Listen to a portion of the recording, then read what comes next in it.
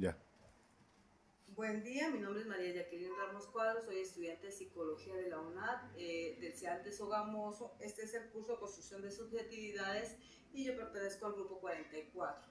Hoy nos encontramos con dos líderes comunales quienes muy amablemente me han hecho el favor de contestarme una entrevista. A mi derecha, Marlene Ariza, y a mi izquierda, Aura González. Entonces, bueno, el objetivo de esta entrevista es analizar las causas socioculturales de la violencia en la comunidad y cómo estas influyen de forma en que las personas piensan, sienten y analizan, se relacionan, especialmente en contextos de violencia. Digamos que cuando uno tiene experiencias traumáticas, pues como lo dice el curso de construcción de subjetividades, muchas de las veces nuestras percepciones, nuestras subjetividades cambian. Entonces, en relación a eso, yo quisiera que primero agradecerles a ustedes su amable participación, les quedo muy agradecidas.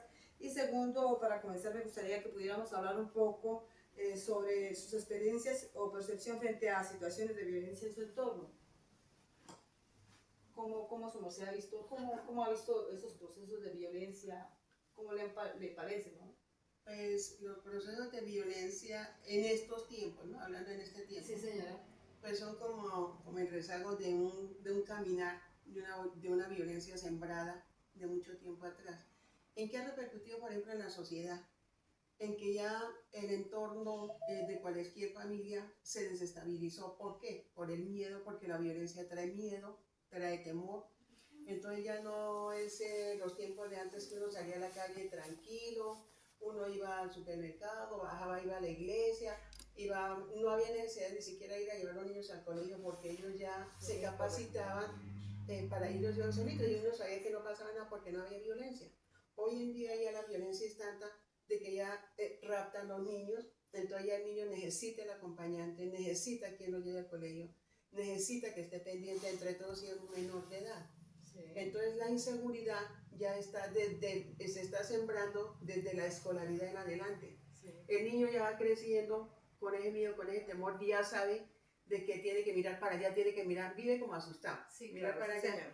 Ya se va sembrando eso. Entonces, ¿qué está creando, por ejemplo, en un futuro adolescente? Personas con miedo, ¿no? Sí. Personas con miedo de la misma realidad engendrada en la violencia, un miedo engendrado desde tiempo y que cada día todavía sigue avanzando mucho más. Sí, es correcto. O sea, no es una situación que digamos que va a ser en esta década, en estos 5 o 10 años, no.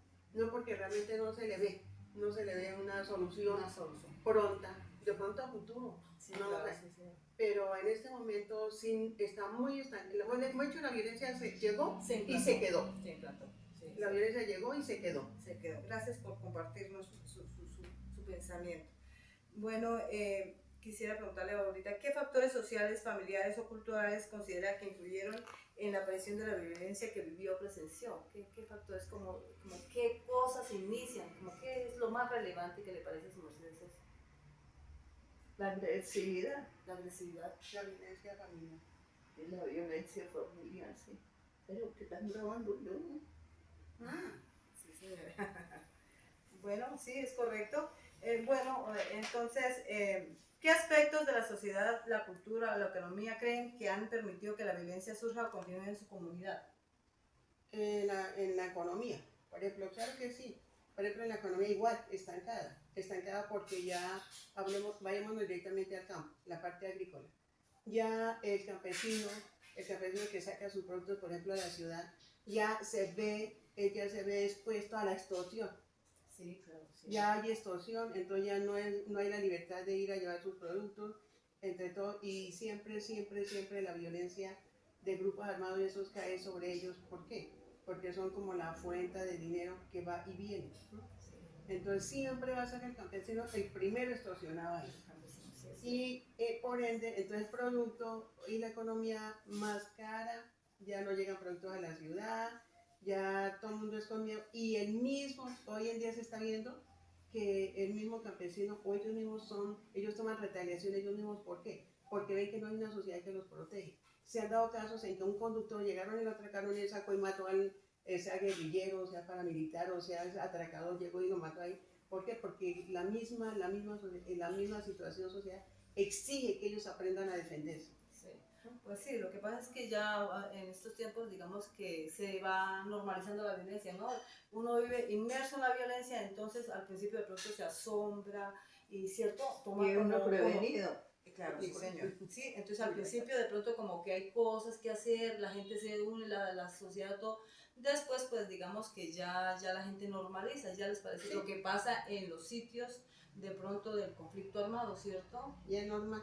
Y hay algo que es muy terrible, digamos, es que uno aprende a tener silencio. Y ese silencio es destructor, sí señora. Bueno, otra pregunta que les quisiera que me hicieran el favor de contestar es ¿cómo han influido estas experiencias en su forma de verse a sí mismo y en su manera de relacionarse con los demás? ¿Cómo cambia la violencia? ¿Será que la forma como nos relacionamos con los demás cambia a partir de la violencia o no? Claro que sí. También. ¿Sí? ¿Le parece a su merced que cambia? O sea, digamos antes cuando estaba su merced en comunidad, era más libre, se relacionaba mejor, y cuando hay hechos de violencia, ¿uno deja de relacionarse o sigue la vida igual? Pues se abstiene uno a entrar en esa relación, ¿sí? De la violencia. Sí, señor. En las peleas, en las discusiones, en la falta de respeto. ¿Sí? Sí, señor. Gracias por compartir. ¿Qué cambios ha observado en las emociones, la confianza y la vida cotidiana de las personas en su comunidad a partir de estas experiencias de violencia? ¿Qué cambiará? O sea, cambia como tal la comunidad, la forma, cómo uno se relaciona en todos esos grupos. La desestabilización. O sea, todo, a raíz de la violencia, todo se desestabiliza. Las familias, la juventud, la sociedad misma, todo se desestabiliza. Hay un factor, por ejemplo, que ya no se ve, si es aquí en el barrio o en una ciudad, hay mucha gente que se ha ido y hay gente que ha llegado. ¿Sí? Entonces ya el que se ha ido se ha muerto porque estamos hablando de que estamos entrando en una población mayoría. Sí. Que se ha muerto. Entonces ya llegó mucha gente conocida y uno ya no sabe qué clase de persona llegó de vecino, de supermercado, de la iglesia. Uno ya no sabe si es malo, si es bueno.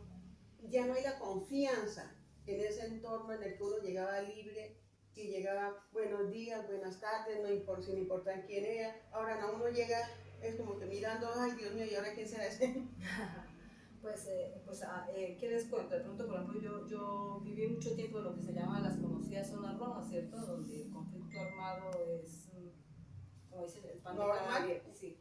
Entonces, allá, por ejemplo, inicialmente, de pronto en esas áreas rurales, uno iba a las escuelas, uno siendo niño, digamos, de 5 o 6 años, uno caminaba muy bien, ¿no? Y libre, los campesinos, todo. Después de que ya llegaron esos grupos de violencia que fue en la época del paramilitarismo y eso, entonces ya lo que dice doña Marlene, ya uno no podía ir como niño tranquilo y corriendo y saltando, sino tenía que el papá o la mamá llevarlo a uno, ¿cierto? Entonces eso es lo que hace que uno ya, muchas veces cuando el papá no puede porque le toca trabajar o la mamá, ya no hay estudio para los niños. Se acabó completamente esa época de estudio. Entonces,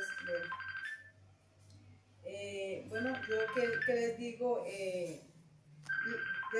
digamos que la entrevista permite comprender que la violencia desde perspectivas psicosociales se reconozca, digamos, su impacto no solo a nivel social, sino también a nivel individual, ¿cierto? Porque cambia uno como persona y en las relaciones sociales y en la construcción de subjetividades, ¿cierto? Claro. ¿Les parece que definitivamente la violencia le cambia a uno la forma de ser, de pensar, de actuar? ¿O será que no? Totalmente a todo ser humano. Totalmente, porque el ser humano está creado para vivir en paz.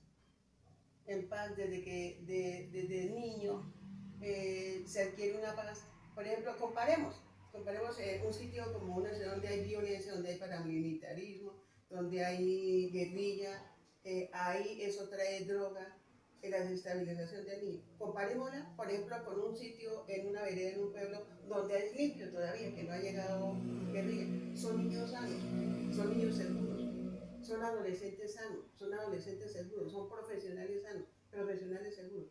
Lo que no en esta situación, porque vuelvo y repito, ya se ha engendrado la violencia desde la misma niñez. Desde el niño que va al colegio con miedo porque va y se lo roban, porque va y lee, o van y de una van ofreciendo droga, que la droga sabemos que la venden son o el paramilitarismo o la guerrilla. Sí. ¿Ve? Entonces viene de ahí. Entonces, claro que eso afecta totalmente, totalmente.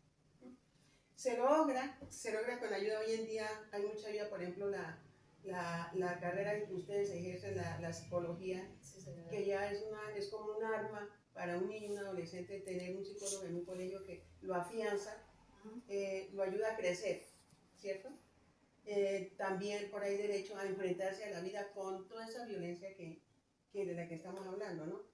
Pero ya ellos se acostumbran a vivir entre la violencia, ya normal. Se normaliza la violencia. Se normaliza la sí, violencia. señora. Bueno, yo que les agradezco muchísimo su respuesta, quedo muy encantada de su respuesta y definitivamente, conclusión, la violencia cambia la subjetividad. A raíz de este, hay un autor que me parece que habla increíblemente sobre cómo se le cambia a uno la subjetividad por causa de la guerra, por causa de los conflictos armados, por causa de la violencia. Él se llama Alfredo Molano Bravo y él habla en una obra que se llama Lomo de Mula, Viajes al Corazón de las FARC, en 2016. Él habla precisamente de eso, cómo la subjetividad de uno cambia por causa de la guerra, por causa de la violencia. Cuando uno vive tranquilo, vive en paz, entonces ya digamos que esas historias que comparten ese libro, porque comparte historias él, testimonios reales, verídicos de guerrilleros, de campesinos, de personas víctimas de la guerra. Es un libro maravilloso que yo se lo recomiendo, y él cambia cómo las personas estando viviendo en paz y tranquilidad, y esas personas que son sujetas, que son víctimas de la guerra, les cambia su subjetividad, se llenan de miedo, de angustias, de tristeza, empiezan a ya retraerse, a no salir a compartir, y cómo les cambia su vida, se llenan de problemas mentales y definitivamente la violencia destruye todo lo que toca. Quedan desplazados. Sí, Totalmente. Totalmente. Entonces agradezco muchísimas gracias, les quedo muy agradecida, y a ustedes también. Muchas gracias por escuchar. Bueno, muchas Con gracias todo por gusto. invitarnos. Gracias por invitarnos. Muchas gracias, de verdad.